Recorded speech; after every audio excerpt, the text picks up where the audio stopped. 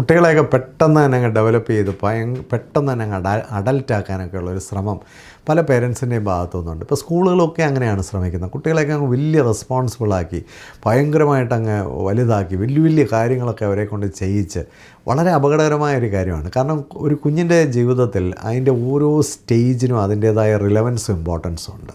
അവരുടെ ബാല്യം എന്നൊക്കെ പറയുന്നത് വളരെ സ്ലോ ആയിട്ട് കുറച്ചുകൂടെ ഒരു ഓർഗാനിക്കായിട്ട് ആ പ്രകൃതിയെയും ചുറ്റുപാടുള്ള മനുഷ്യരെയും മാതാപിതാക്കളെയും കൂട്ടുകാരെയും ഒക്കെ ആസ്വദിച്ച് പതുക്കെ ഡെവലപ്പ് ചെയ്ത് വരേണ്ട ഒരു കാര്യമാണ് ചൈൽഡ്ഹുഡ് എന്ന് പറയുന്നത്.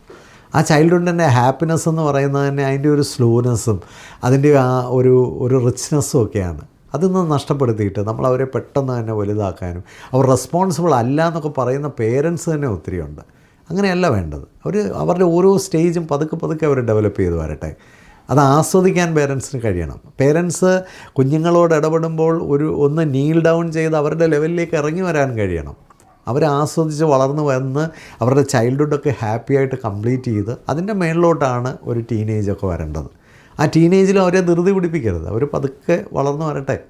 ചില കുട്ടികളൊക്കെ ഇച്ചിരി സ്ലോ ആയിരിക്കും, അല്ലാതെ തന്നെയും അവരെയും പറ്റി ഒരുപാട് പേടിക്കുന്നുണ്ട്. ഇവരൊക്കെ ആരായിത്തീരും, ഒന്നും പേടിക്കണ്ട. അവർ പതുക്കെ ഒന്ന് കംപ്ലീറ്റ് ചെയ്ത് വരട്ടെ. നമ്മുടെ ജോലി അവരെ കമ്പയർ ചെയ്യലല്ല, നമ്മുടെ ജോലി അവരെ മത്സരിപ്പിക്കലല്ല. Not to compete.